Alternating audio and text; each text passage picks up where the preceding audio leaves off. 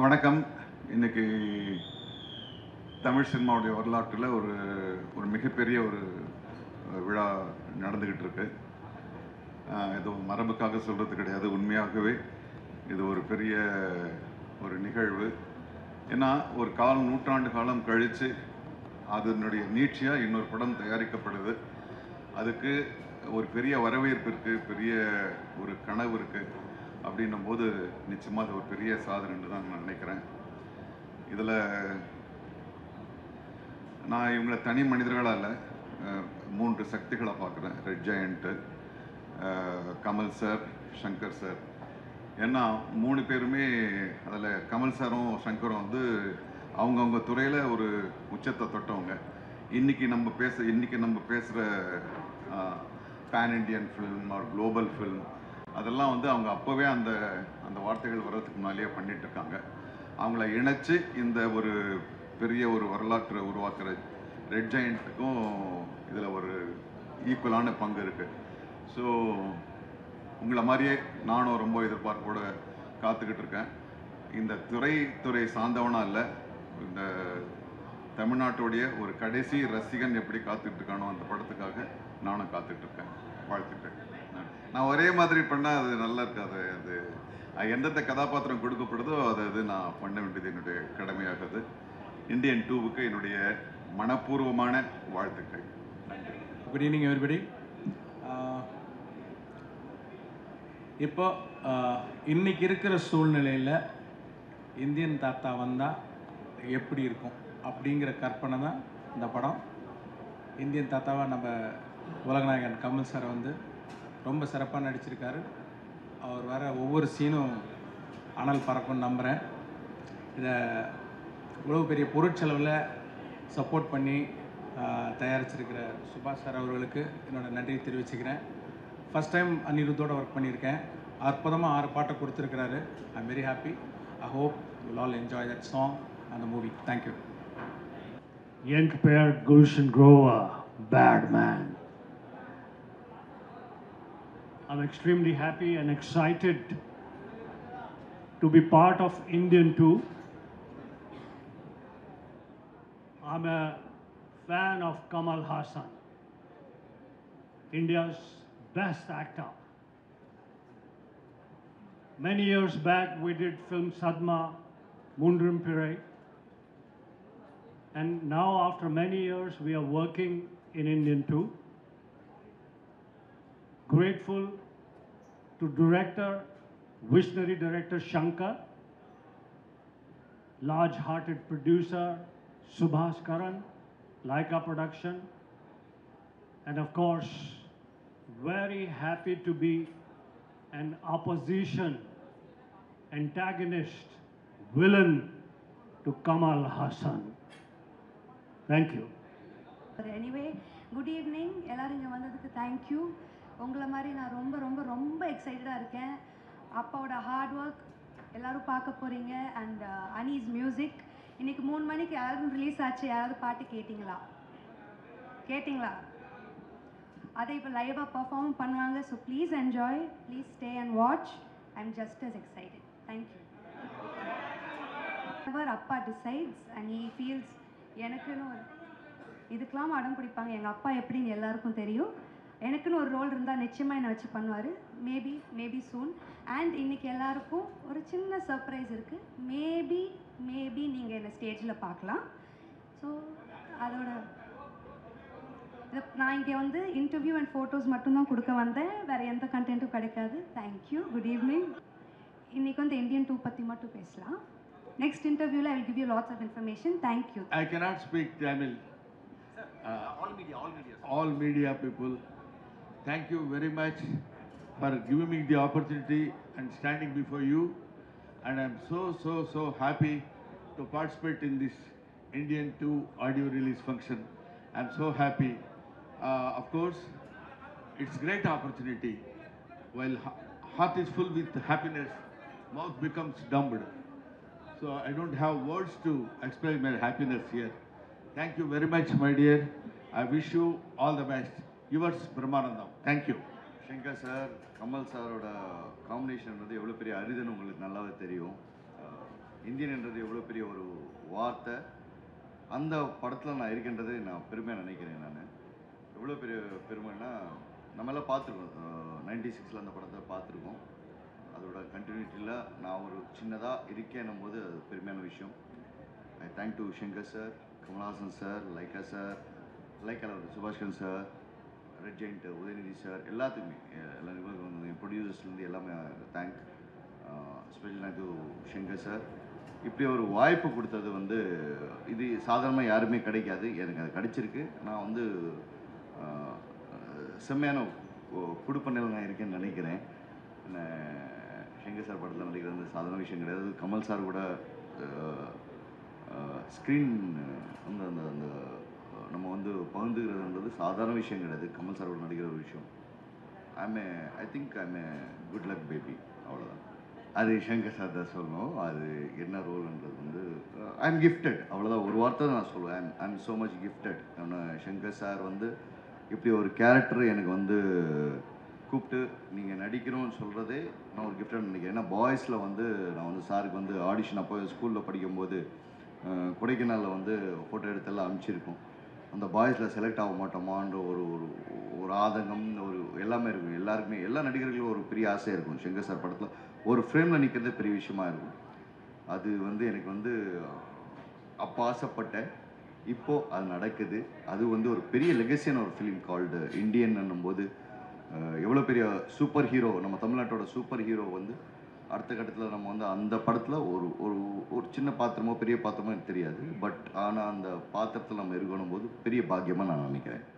ஒன்றில் கோவம் வரும்போது வெளிப்படுத்தக்கூடாதுன்றது அந்த மெச்சூரிட்டி லெவல் எனக்கு அப்போ கிடையாது, இப்போ இருக்குது.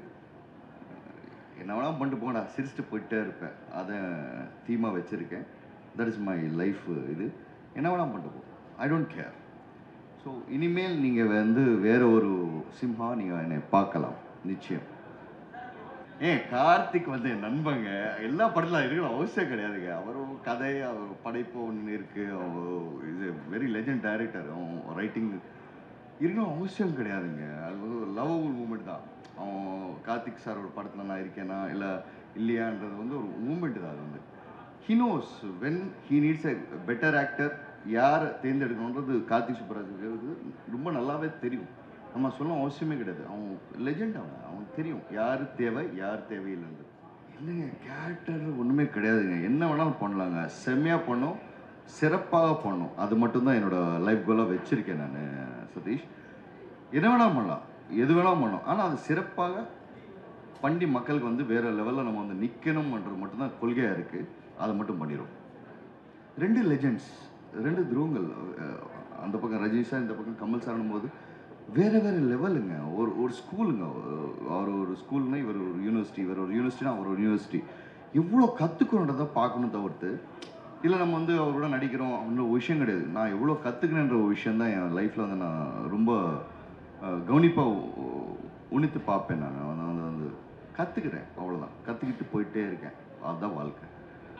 இல்லை, நான் ஒன்றும் இல்லை. நான் ரொமான்டிக் ஹீரோவா இல்லை ரொமான்ஸ் எனக்கு தெரியாது. நமக்கு அந்த ஏஜ் இருக்கான்னு தெரியாது.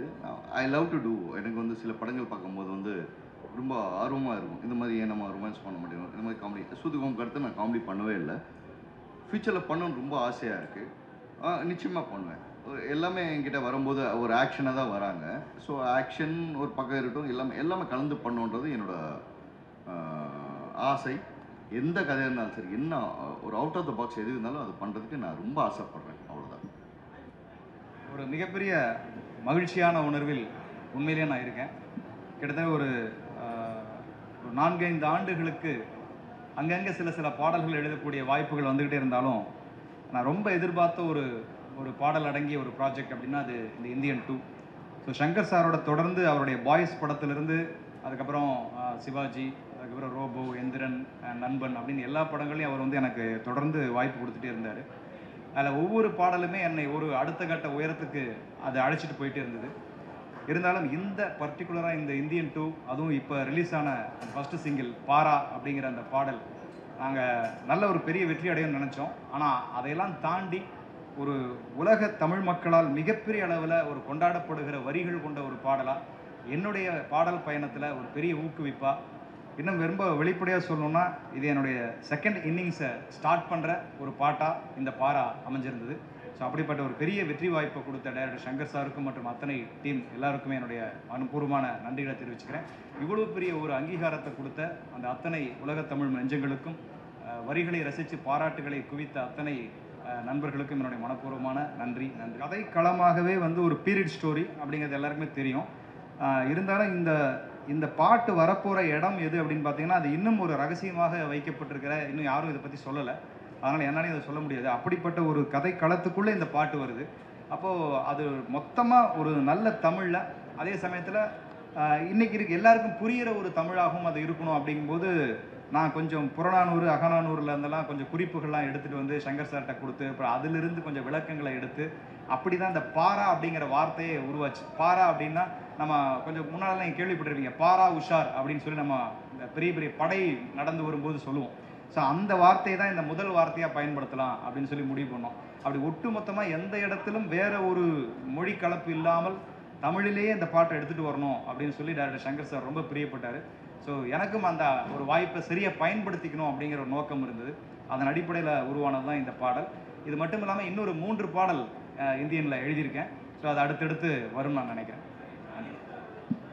அனிருத் சாரோட வந்து நான் இப்போ இது 2வது படம் ஒர்க் பண்ணுறேன். அனிருத் வந்து இன்றைக்கி நவீன இசையினுடைய ஒரு ஐக்கானாக இன்றைக்கி இருக்கார். ஸோ அவர்கிட்ட கூட இன்றைக்கி நான் அந்த பாடல் வெளியானதுக்கப்புறம் சொன்னேன், ப்ரோ இது வந்து உண்மையிலேயே சமீபத்திய என்னுடைய பாடல்கள் மட்டுமில்ல, ஒரு பெரிய ஒரு வெற்றி பாடலாக இந்த பாடலை உங்களுடைய இசையில் வந்ததுக்கப்புறம் இது எல்லாருமே ரொம்ப ரசிக்க ஆரம்பித்தாங்கன்னு சொன்னேன். முதல் டியூன் கொடுத்தும் போதே இது வந்து ஒரு கூஸ்பம்ஸ் ஏற்படுத்துகிற, மெய் சிலிர்க்க வைக்கக்கூடிய ஒரு டியூனாக இந்த டியூனை நான் அவருடைய ஸ்டுடியோவில் கேட்டேன். ஸோ அந்த டியூனுக்கு மெருகேற்றக்கூடிய வகையில் நாங்களும் அதை நிறைய உழைச்சி அந்த வரிகளை செதுக்கி கொடுத்தோம். அது அவருடைய குரலில் கேட்கும்போது அவ்வளோ ஒரு அனல் பறந்த ஒரு குரலாக அந்த குரல், அனிருத்துடைய குரல் வெளிப்பட்டது. ஸோ அனிருத்துக்கு பெரிய நன்றி. பாடலை பற்றி நம்ம விமர்சிக்க வேணாம், ஆனால் ஒட்டு மொத்தமாக வந்து உண்மையிலேயே இல்லை பெரிய வரவேற்பு இருக்குது. ஏன்னா நேற்று கூட நான் ஒரு இடத்துல வந்து சாப்பிட்டுட்டு இருக்கேன், இந்த உணவு கொண்டு போய் கொடுப்பார் இல்லையா, ஸோ அதை நம்ம தொழிலில் சொல்ல வேணாம். அப்படி ஒரு நபர் வேர்த்து விறுவிறுத்து வர்றார். சத்தியமாக அது நடந்த உண்மை. வேர்த்து விறுவிறுத்து அவருடைய பொட்டலங்களை எடுத்துகிட்டு போகிறாரு, திரும்பி என்னை பார்க்குறாரு. பார்த்துட்டு அங்கேருந்து சார் அப்படின்னு அவர் கண்களில் வந்து அந்த ஈரம் தணிச்சுது. சார் அற்புதமான தமிழ் வரி சார், தயவு செஞ்சு நிறைய எழுதுங்க சார், ப்ளீஸ் சார் அப்படின்னு சொல்லிட்டு போனார். அது எனக்கு வந்து ஒரு பெரிய ஏதோ தேசிய விருது தொட்ட மாதிரி இருந்தது. அவர் அந்த ஒரு உழைக்கும் வர்க்கத்தை சார்ந்த ஒரு மனிதன் அந்த ஒரு தமிழ் வரியை கொண்டாடின விஷயம் ரொம்ப மகிழ்ச்சியான ஒரு தருணமாக இருந்துச்சு. ரொம்ப அதாவது உண்மையிலேயே நான் வந்து ஒரு 10 ஆண்டுக்கு முன்னால் தேசிய விருது வாங்கினப்போ எவ்வளோ மகிழ்ச்சியாக இருந்தனோ, என்னுடைய பாட்டு பயணத்தில் இந்த பாடலினுடைய வெற்றிக்கு அவ்வளோ எனக்கு ஒரு சந்தோஷம் பாடல் கிடச்சி. மக்கள் வந்து இப்போ என்னன்னா ரொம்ப கூர்மையாக லிரிக்ஸை கவனிக்க ஆரம்பிச்சிருக்காங்க. இப்போ லிரிக்ஸ் நல்லா இல்லைன்னாலும் திட்டுறாங்க, முந்தியெல்லாம் அதை கண்டுக்காமல் போயிடுவாங்க. லிரிக்ஸ் நல்லா இருந்தால் பயங்கரமாக கொண்டாடுறாங்க. அதனால் இனிமேல் ரொம்ப பார்த்து தான் எழுதணும். அதுவும் குறிப்பாக அந்த மாதிரி இந்த குறிப்பாக தமிழ் பாட்டு மாதிரி வர்ற பாடலை ரொம்ப தெளிவாக எழுதணும் அப்படிங்கிறதுல ஒரு முடிவை வச்சு. மியூசிக் பற்றி சொல்லிட்டேனே ஃபஸ்ட்டு அனிருத்தினுடைய ஸ்டுடியோவில் போய் கேட்கும்போது இது ஒரு பெரிய வெற்றி பாடல் அமைய போகுது அணி அப்படிங்கிற ஒரு மெய் சிலிர்ப்போட தான் அந்த டியூனை கேட்டோம். ஏன்னா வரிகள் இல்லாமல் கேட்கும்போதே நமக்கு தெரியும் இந்த பாடல் எவ்வளோ பெரிய ரீச் ஆக போகுது அப்படின்னு. அதுவும் அந்த குதிரை சவுண்டோட தான் அவர் ஆரம்பிச்சிருப்பார். நாங்கள் கேட்கும்போது இன்னும் ராவாக தானே இருக்கும். இப்போ நீங்கள் ஃபைனல் மிக்ஸ் கேட்குறீங்க, அவர் டியூனாக கொடுக்கும்போதே அதில் ஒரு வெப்பம் அற்புதமாக இருந்துச்சு. அப்போ இது பிளாஸ்ட்டாக வரப்போகுது அப்படின்னு சொல்லிட்டு தான். அதுவும் அந்த குறிப்பாக என் தாய் மண் மேல் ஆணைங்கிற வரியெல்லாம் வரும் இல்லையா, அதுக்கெல்லாம் அவருடைய டியூன் கேட்டிங்கன்னா அவ்வளோ சிலிர்ப்பாக இருக்கும். ஸோ கண்டிப்பாக இது வந்து அந்த அனிருத்தினுடைய குரல் இந்த பாடலை வேற ஒரு உயரத்துக்கு எடுத்துகிட்டு போச்சுன்னு சொல்லலாம். கமல் சார் நான் ஒரே ஒரு முறை தான் ஷூட்டிங்கில் சந்திக்கக்கூடிய ஒரு சந்தர்ப்பம் அமைஞ்சுது. அவருடைய பெரிய பாராட்டே இப்போ பெரிய கலைஞர்களுடைய பாராட்டுகளே வந்து ஒரு புருவத்தினுடைய உயர்த்தல், ஒரு புன்னகை, ஒரு கைகுலுக்கு இப்படியாகத்தான் இருக்கும். அப்படி அவர் பார்த்தோன்னே அந்த பாடலை கேட்டிங்க சார்னு அவர் கை கொடுத்து ரொம்ப அருமையாக இருந்துச்சு அப்படிங்கிற மாதிரி சொல்லிட்டு போனார். முதல்ல பத்திரிகை ஊடக நண்பர்கள் எல்லாருக்குமே வணக்கம். ரொம்ப சந்தோஷமான ஒரு நாள். இந்த நாட்களுக்காகத்தான் இவ்வளவு நாளாக காத்திருந்தோம். இசை வெளியீட்டு விழா, எங்கள் ஆழ்வார்பேட்டை ஆண்டவருடைய இந்தியன் படத்தினுடைய பாகம் 2 இசை வெளியீட்டு விழா. நடிப்பில் ஒரு பிரம்மாண்டம், இயக்கத்தில் ஒரு பிரம்மாண்டம், இந்த மாதிரி மொத்த பிரம்மாண்டங்கள்லாம் சேர்ந்து ஒரு படைப்பு. தமிழ், ஹிந்தி, தெலுங்கு, மலையாளம் பேன் இண்டியா மூவியாக வரப்போகுது அடுத்த மாதம்.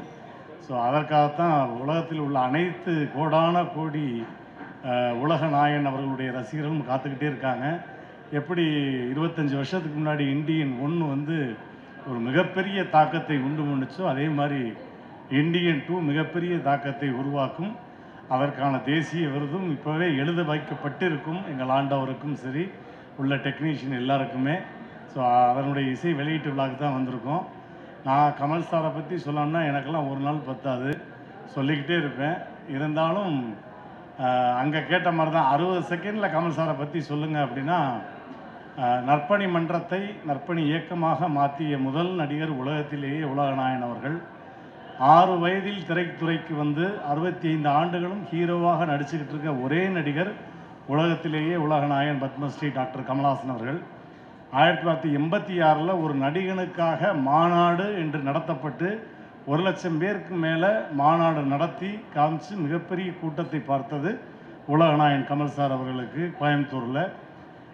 அப்புறம் வந்து 1982 ஒரு படம் தொடர்ந்து 4 திரைப்படங்கள் ஒரே வருடத்தில் ரிலீஸ் ஆகி 4 திரைப்படமும் வெள்ளி விழா கண்ட ஒரே நாயகன் உலகத்திலேயே உலகநாயகன் அவர்கள்.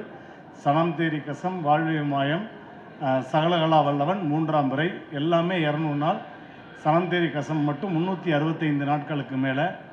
அதே மாதிரி அமெரிக்காவில் முதலாக சவுத் இண்டியன் மூவி ரிலீஸ் ஆகி 12 திரையரங்குகளில் 100 நாட்களுக்கு மேல் ஓடி முதல் சாதனை படைத்ததும் உலகநாயகன் கமல் சார் அவர்கள் நடித்த நாயகன் திரைப்படம். அதிக நாட்கள் அதிக காட்சிகள் முதல்ல திரையிடப்பட்டதும் தசாவதாரம் திரைப்படம். கிட்டத்தட்ட 56 ஷோ முத மாயாஜாலில். ஸோ இந்த மாதிரி எண்ணற்ற 19 ஃபிலிம்ஃபேர் விருது, 3 நந்தி விருது, 4 தேசிய விருது, செவாலியே, இப்படி சொல்லிக்கிட்டே போகலாம், டாக்டரேட்டு. இப்படி இதுக்கப்புறம் வந்து விருதுகள் வந்து அவருக்கு தான் இயங்குது. விருதுகள் வந்து ஃபிலிம்ஃபேர் விருதே வேண்டாம், வரக்கூடிய பின்னாடி வரக்கூடிய கலைஞர்களுக்கு கொடுங்க அப்படின்னு விருதை ஒதுக்கி வச்ச ஒரு மாபெரும் கலைஞன். அப்பேற்பட்ட கலைஞனுடைய ரசிகன் சொல்லிக்கிறதுல எப்போயுமே எங்களை போல கமல் ரசிகர்களுக்கு கர்வமும் சரி திமிரும் ஜாஸ்தி. அதை நான் எப்பவுமே வெளிப்படையாக சொல்வேன். உங்கள் எல்லாருக்குமே தெரியும், கமல் எங்கள் ஃபேமிலியே டைஹார்ட் ஃபேன், கமல் சாருடைய ஃபேன். ஸோ இன்றைக்கி இந்த ஆடியோ லான்ச்சுக்கு வந்திருக்கோம், பார்த்து பயங்கரமாக என்ஜாய் பண்ண போகிறோம். இந்த மாதம் 7ஆம் தேதி இந்தியன் 1 ரிலீஸ் ஆகுது. அதுவும் பிரம்மாண்டமான கோலாகலமான ஒரு திருவிழா வந்து நான் ஒரு தேட்டரில் எடுத்து நடத்த போகிறேன். இந்தியன் 2க்கு மிகப்பெரிய அளவில் ஒட்டுமொத்தமாக சேர்ந்து பிரம்மாண்டத்தை கொண்டாட போகிறோம்.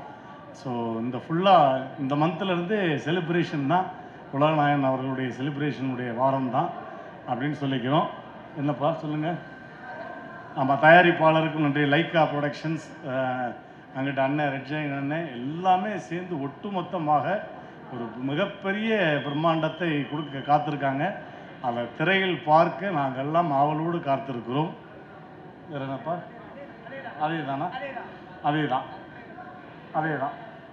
அதே தான். இதுக்கப்புறம் என்னுடைய அட்ராசிட்டியை நீங்கள் உள்ளே பார்ப்பீங்க. ஏற்கனவே எப்படி விக்ரமுக்கு வந்து ஒன்ஸ் மோர் யாருமே கேட்காம நான் மட்டும் எந்திரிச்சு நின்று கேட்டு பழையபடி ட்ரெய்லரை போட சொன்னாங்களோ, அதே மாதிரி இந்த தடவை ஏதாவது ஒன்று பண்ணுவேன், அட்ராசிட்டி பண்ணுவேன். ஸோ இது ஒரு ரசிகனாக, கோடான கோடி ரசிகனாக நானும் உள்ளே உட்காந்து பார்க்கறதுல மிகப்பெரிய சந்தோஷம். பத்திரிகை நண்பர்களுக்கு என்னுடைய மனமார்ந்த நன்றிகள். Thank you. I love you all. Hi, good evening. எல்லோரும் எப்படி இருக்கீங்க? சூப்பர். நானும் ரொம்ப நல்லா இருக்கிறேன். ரொம்ப நாளுக்கு அப்புறம் உங்களை மீட் பண்ணுறேன். ரொம்ப சந்தோஷம் இந்தியன் 2வில் நான் ஒரு பார்ட்டாக இருக்கிறது. ரொம்ப நல்லா ஒர்க் பண்ணியிருக்கிறேன் நான். அதில் ஒரு ஸ்பெஷல் ஒர்க்கு. எனக்கும் சர்ப்ரைஸாக இருக்கும், உங்களுக்கும் சர்ப்ரைஸாக இருக்கும். Thank you to